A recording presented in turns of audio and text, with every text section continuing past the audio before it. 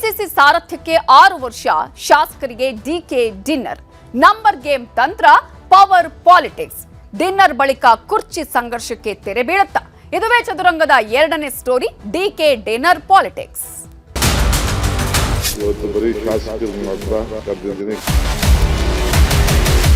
ನಾಯಕ ಬದಲಾವಣೆ ಚರ್ಚೆ ಬೆಂಗಳೂರಿನಲ್ಲಿ ಆಗಬಾರ್ದು.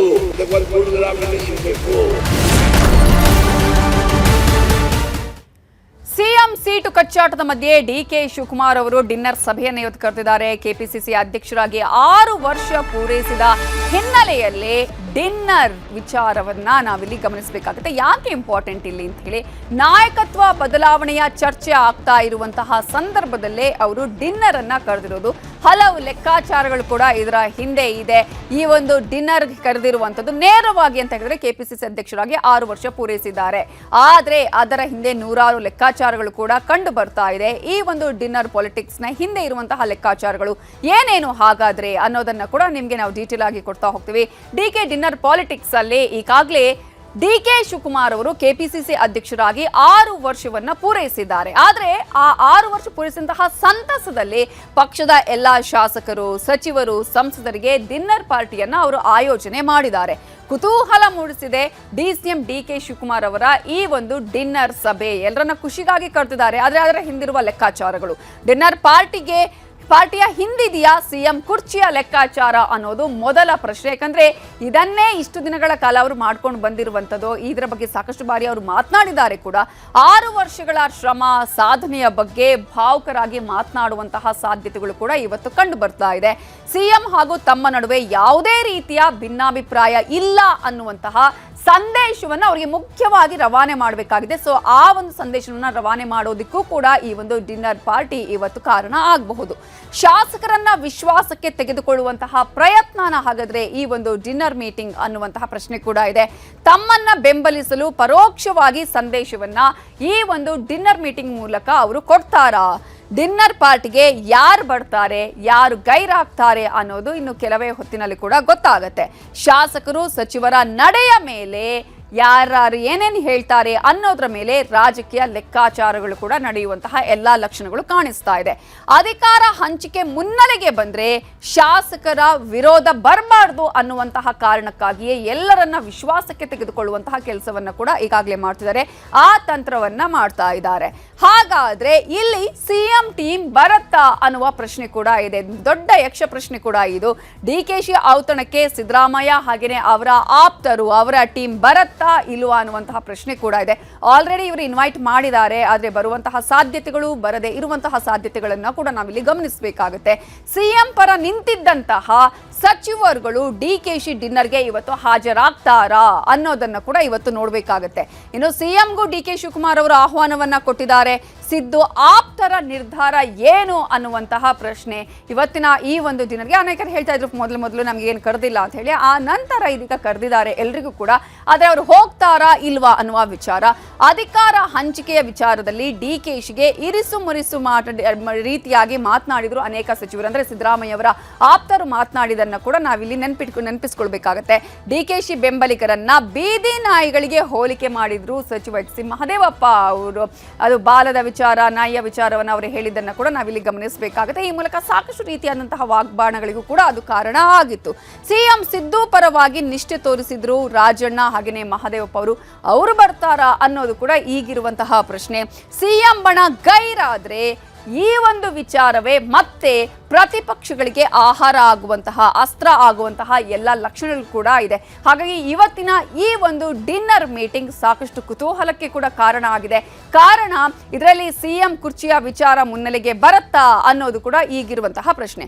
ಇನ್ನು ಡಿಕೆ ಟೀಮ್ನ ಸ್ಟ್ರಾಟಜಿ ಏನು ಅನ್ನೋದನ್ನ ನಾವು ನೋಡ್ತಾ ಹೋಗೋದಾದ್ರೆ, ಪಕ್ಷ ನಿಷ್ಠೆ, ಕೆಪಿಸಿಸಿ ಅಧ್ಯಕ್ಷ ಸ್ಥಾನದ ಆಧಾರದ ಮೇಲೆ ಸಿಎಂ ಪಟ್ಟಕ್ಕೆ ಡಿಕೆ ಶಿವಕುಮಾರ್ ಈಗಾಗಲೇ ಲಾಬಿಯನ್ನು ಕೂಡ ಮಾಡ್ತಾ ಇದ್ದಾರೆ.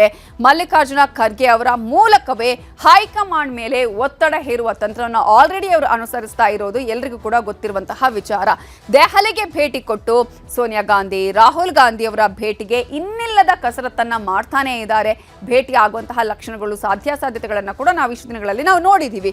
ಸೊ ಹೈಕಮಾಂಡ್ ಆಪ್ತರ ಮೂಲಕ ರಾಹುಲ್ ಗಾಂಧಿ ಮೇಲೆ ಒತ್ತಡ ಹೇರ್ತಾ ಇದ್ದಾರೆ ಡಿಸಿಎಂ ಡಿಕೆ ಶಿವಕುಮಾರ್ ಅವರು. ಹೇಗಾದ್ರೂ ಮಾಡಿ ಈ ಸಲ ನನಗೆ ಸ್ಥಾನವನ್ನು ಕೊಡಿಸಿ ಅಂತ ಹೇಳ್ತಾ ಇದ್ದಾರೆ. ಪಕ್ಷನಿಷ್ಠೆಯ ತ್ಯಾಗದ ಮಾತುಗಳನ್ನ ಕೂಡ ಡಿಕೆ ಶಿವಕುಮಾರ್ ಅವರು ಆಡಿದ್ರು.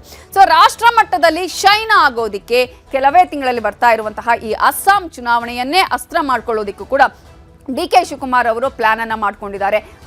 ಅಸ್ಸಾಂನಲ್ಲಿ ಕೂಡ ಇವರ ಉಸ್ತುವಾರಿ ಕೂಡ ಇರೋದನ್ನ ನಾವಿಲ್ಲಿ ಗಮನಿಸಬಹುದು. ಸೊ ಪ್ರಿಯಾಂಕಾ ಗಾಂಧಿಯ ಜೊತೆಗೆ ವೇದಿಕೆಯನ್ನ ಹಂಚಿಕೊಳ್ಳೋದರ ಜೊತೆಗೆ ಇತರೆ ನಾಯಕರ ವಿಶ್ವಾಸ ಗಳಿಸುವಂತಹ ಪ್ಲಾನ್ ಅನ್ನ ಕೂಡ ಡಿಕೆ ಶಿವಕುಮಾರ್ ಅವರು ಹೊಂದಿದ್ದಾರೆ. ಇಷ್ಟು ಮಾತ್ರ ಅಲ್ಲ, ಈಗಾಗಲೇ ಈ ವಿಚಾರ ಇದೀಗ ದೊಡ್ಡ ಮಟ್ಟದಲ್ಲಿ ಚರ್ಚೆ ಆಗ್ತಾ ಇರುವಂತದ್ದು. ಈ ವಿಚಾರ ಮುನ್ನೆಲೆಗೆ ಬಂದಿರೋದು ಡಿಕೆ ಶಿವಕುಮಾರ್ಗೆ ಆಪ್ತ ಶಾಸಕರ ಬಲ, ಅಧ್ಯಕ್ಷಗಿರಿಯಲ್ಲೇ ಮುಂದುವರಿಯಲು ಸಲಹೆ ಕೊಡುವಂತಹ ಸಾಧ್ಯತೆಗಳು ಕೂಡ ಇರುತ್ತೆ. ಯಾಕಂದ್ರೆ ಈಗಾಗಲೇ ಒಂದ್ ಕಡೆ ಸಂಪುಟ ಪುನಾರಚನೆಯ ವಿಚಾರ ಕೂಡ ಇದೆ. ಇನ್ನು ನಾಯಕತ್ವ ವಿಚಾರದಲ್ಲಿ ಸ್ಪಷ್ಟತೆ ಸಿಗೋವರೆಗೂ ಅಧ್ಯಕ್ಷ ಸ್ಥಾನದಲ್ಲೇ ಮುಂದುವರಿಯಿರಿ ಅಂತ ಹೇಳಿ ಡಿಕೆ ಟೀಮ್ ಈಗ ಸ್ಟ್ರಾಟಜಿಯನ್ನ ಮಾಡ್ತಾ ಇದ್ದು, ಕೆಪಿಸಿಸಿ ಅಧ್ಯಕ್ಷ ಸ್ಥಾನ ಬಿಟ್ಟುಕೊಟ್ರೆ ಪಕ್ಷದ ಮೇಲಿನ ಕಂಟ್ರೋಲ್ ಕಡಿಮೆಯಾಗುವಂತಹ ಚಾನ್ಸಸ್ ಇದೆ. ಹಾಗೆ ಯಾವುದೇ ಕಾರಣಕ್ಕೂ ಅಧ್ಯಕ್ಷ ಸ್ಥಾನವನ್ನ ಬಿಟ್ಕೊಡ್ಬೇಡಿ ಅಂತ ಹೇಳೋದು ಡಿಕೆ ಶಿವಕುಮಾರ್ ಅವರ ಆಪ್ತರು. ಅಧ್ಯಕ್ಷ ಸ್ಥಾನವನ್ನ ಯಾವುದೇ ಕಾರಣಕ್ಕೂ ಬಿಟ್ಕೊಡ್ಬೇಡಿ ಅಂತ ಅವರು ಹೇಳ್ತಾನೆ ಇದ್ದಾರೆ. ಅಷ್ಟು ಮಾತ್ರ ಅಲ್ಲ, ಇದರಿಂದಾಗಿ ನಿಮ್ಮ ಕಂಟ್ರೋಲ್ ಕೈ ತಪ್ಪುವಂತಹ ಸಾಧ್ಯತೆಗಳು ಕೂಡ ಇದೆ ಅನ್ನೋದು. ಸಿಎಂ ಹುದ್ದೆಗೇರುವ ಪ್ರಯತ್ನಕ್ಕೆ ಹಿನ್ನಡೆ ಆಗಲಿದೆ ಅಂತ ಹೇಳಿ ಡಿಕೆ ಶಿವಕುಮಾರ್ ಅವರ ಆಪ್ತರು ಈಗಾಗಲೇ ಸಲಹೆಯನ್ನು ಕೂಡ ಕೊಡ್ತಾ ಇದ್ದಾರೆ. ಈಗ ಇರುವಂತದ್ದು ಈ ವಿಚಾರಕ್ಕೆ ಸಂಬಂಧಪಟ್ಟ ಹಾಗೆ ಸಿದ್ದರಾಮಯ್ಯ ಅವರು ಏನು ಟ್ವೀಟ್ ಮಾಡಿದ್ದಾರೆ ಅನ್ನೋದನ್ನ ನೋಡೋಣ.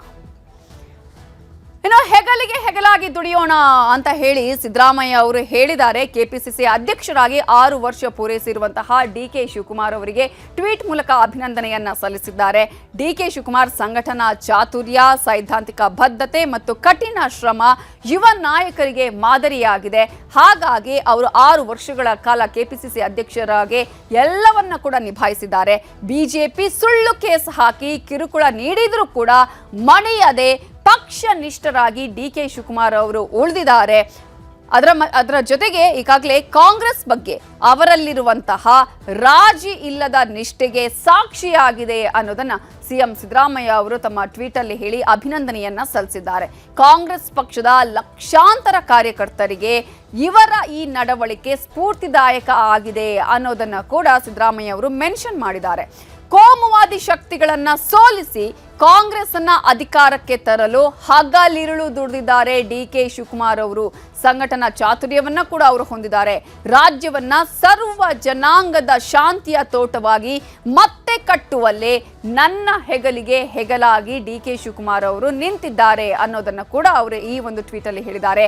ನನಗಿಂತ ಕಿರಿಯರಾದ ಡಿಕೆ ಶಿವಕುಮಾರ್ ಅವರಿಗೆ ಉಜ್ವಲವಾದ ರಾಜಕೀಯ ಭವಿಷ್ಯವಿದೆ ಅನ್ನೋದನ್ನ ಹೇಳೋದ್ರ ಮೂಲಕ ಸಿದ್ದರಾಮಯ್ಯ ಅವರು ಅಭಿನಂದನೆಯನ್ನ ಸಲ್ಲಿಸಿದ್ದಾರೆ. 2028ರಲ್ಲಿ ಕಾಂಗ್ರೆಸ್ ಪಕ್ಷವನ್ನ ಅಧಿಕಾರಕ್ಕೆ ತರಬೇಕು ಅನ್ನೋದು ನಮ್ಮೆಲ್ಲರ ಬಯಕೆಯಾಗಿದೆ.